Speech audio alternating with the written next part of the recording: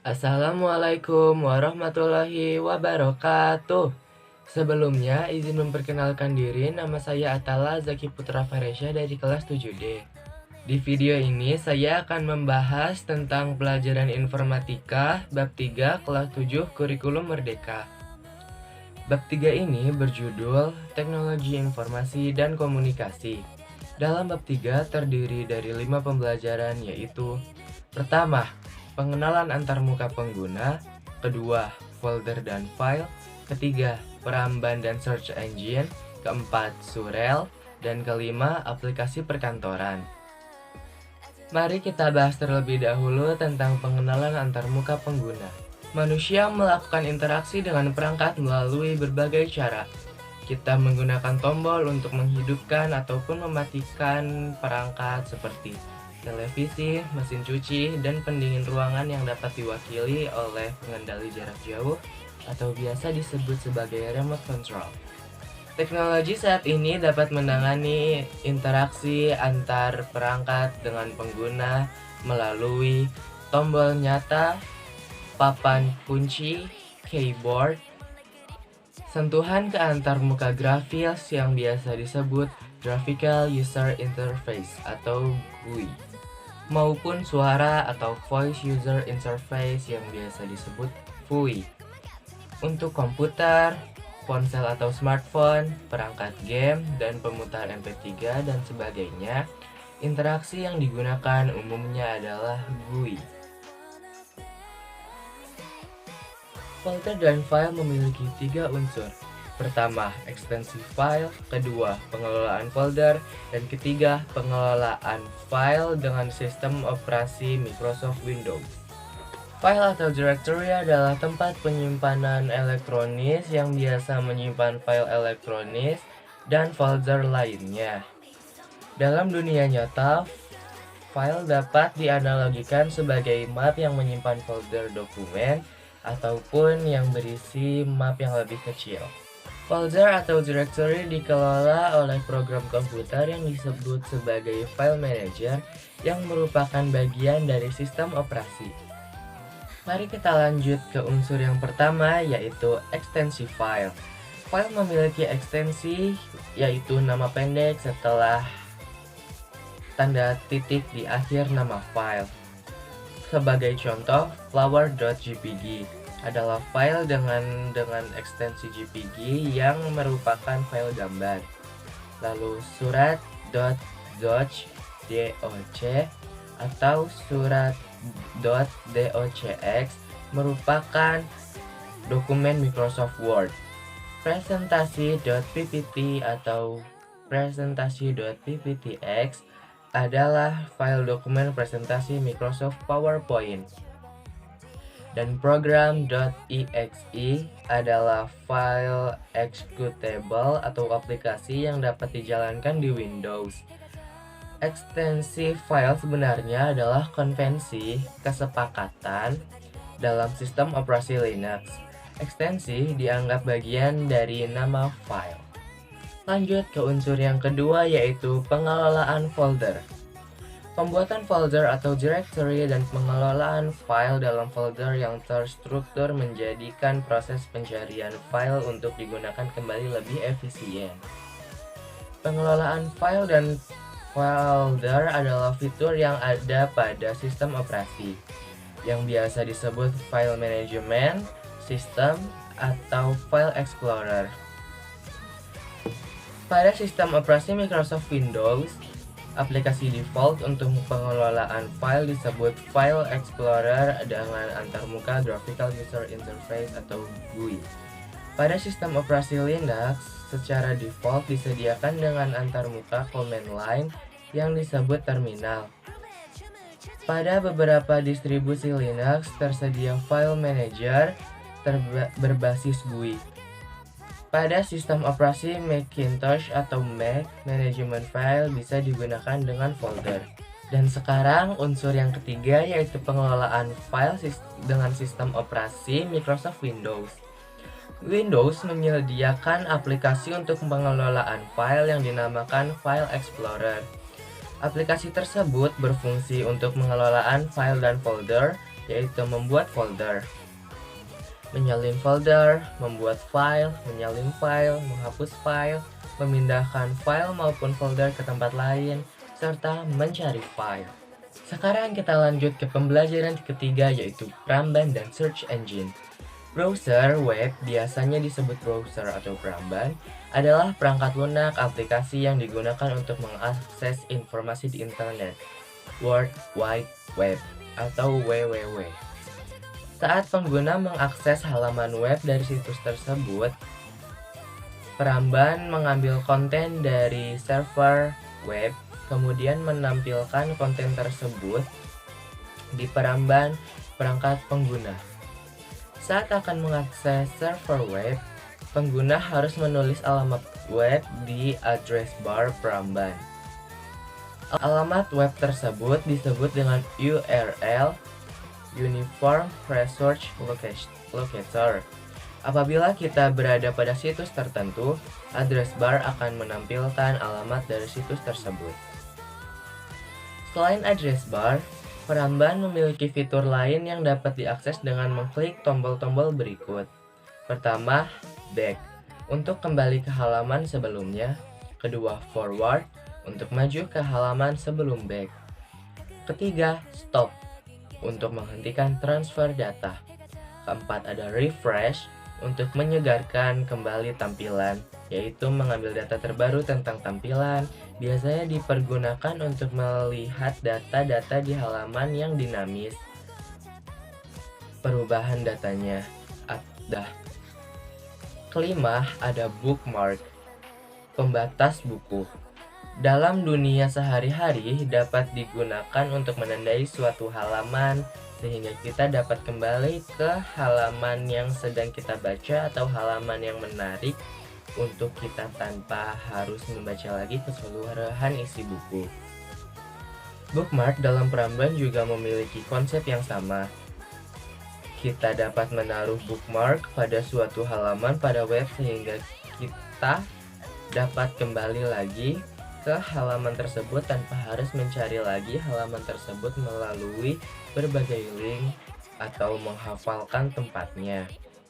Kenalilah Pramban kalian untuk menaruh bookmark dan juga mencatat situs-situs favorit.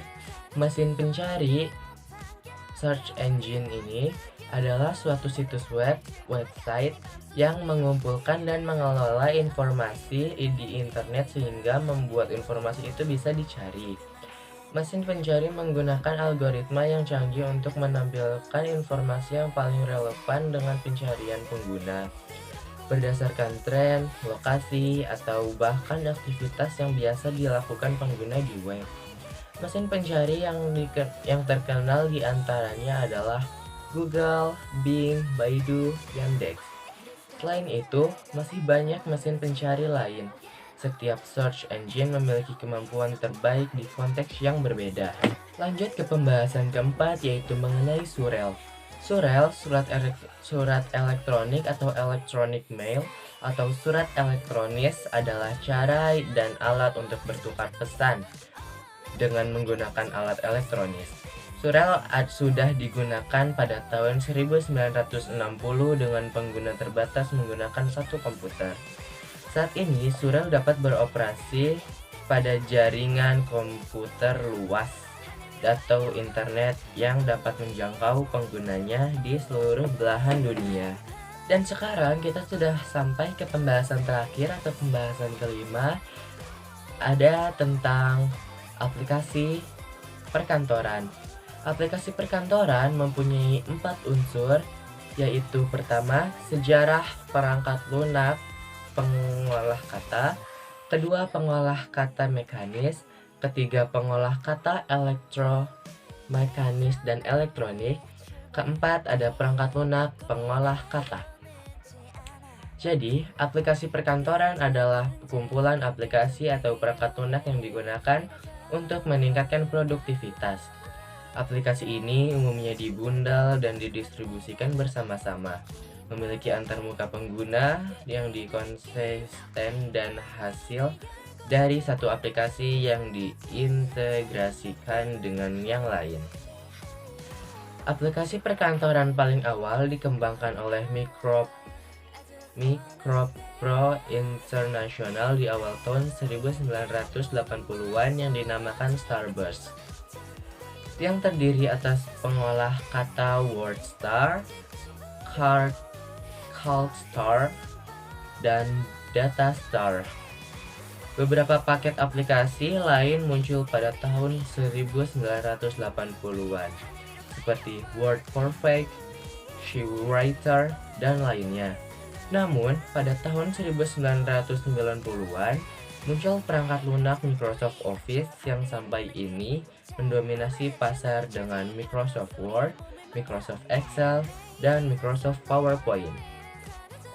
Aplikasi perkantoran biasanya memiliki paket perangkat lunak, pengolah kata, pengolah lembar kerja, dan program presentasi.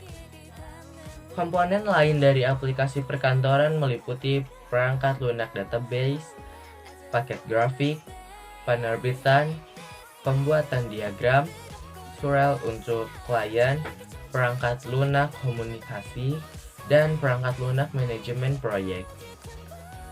Sekarang masuk ke unsur pertama, yaitu sejarah perangkat lunak pengolah kata. Pengolah kata adalah aplikasi yang berkembang dari evolusi mesin mekanis. Sejarah pengolah kata adalah cerita tentang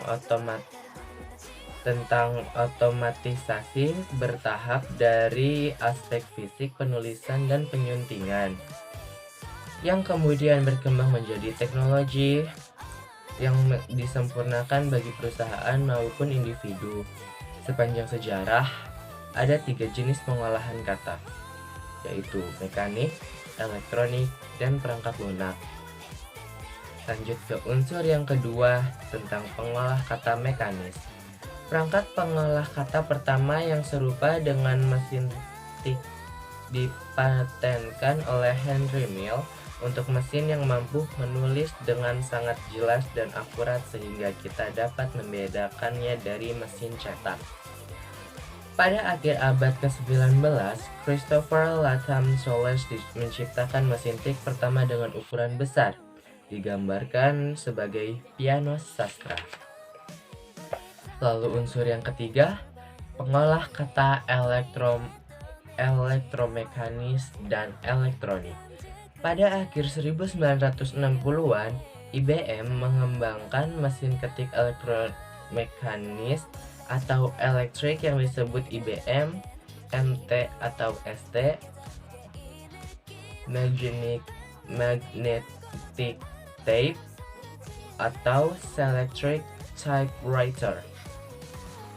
Model mesin ini dikembangkan dengan fasilitas perekaman dan memutar pita kaset magnetik, pengendalian dan kumpulan relay listrik. Mesin ini memiliki pembungkus kata otomatis, walaupun tidak memiliki layar. Perangkat ini adalah revolusi di industri pengolah kata karena memungkinkan penulisan ulang teks yang telah ditulis oleh kaset lain, dan kita dapat berkolaborasi dengan mengirim rekaman ke orang lain untuk disunting atau disalin. Pada tahun 1969, kaset itu diganti dengan kartu magnetik. Kartu magnetik ini mampu digunakan untuk merekam pekerjaan penyuntingan yang selanjutnya dapat dibaca dan disunting. Dan sekarang yang terakhir, unsur keempat, ada perangkat lunak pengolah kata. Perkembangan terakhir pengolah kata lahir dengan munculnya komputer pribadi atau PC pada akhir 1970-an. Dan dengan penciptaan perangkat lunak pengolah kata pada tahun 1980-an, perangkat lunak pengolah kata tersebut memiliki fitur yang kompleks dan dapat dikembangkan dengan harga yang murah. Hal tersebut membuatnya lebih dapat diakses oleh publik. Awalnya, sebagian besar perangkat lunak pengolah kata awal mengharuskan pengguna menghafal kombinasi tombol semi mnemonik seperti Ctrl C, Ctrl P, dan seperti copy, paste, bold, dan lainnya seperti yang sekarang kita lakukan. Namun, pada akhir 1980-an muncul inovasi printer laser yang mendekatkan antar muka untuk mengolah kata yang disebut W, Y, S, I, W, Y, G. What you see is what you get. Oh. Yang merupakan antarmuka grafis atau Graphical User Interface, GUI. Teknologi ini makin banyak digunakan. Dan karena popularitas yang makin meningkat dari sistem operasi Windows pada tahun 1990-an, kemudian membawa Microsoft Word, pengolah kata buatan Microsoft, mendominasi pasar pengolah kata hingga sekarang. Jadi segitu saja pembahasan yang dapat saya sampaikan. Mohon maaf bila ada salah kata dan salah bicara. Sekian dari saya. Wassalamualaikum warahmatullahi wabarakatuh.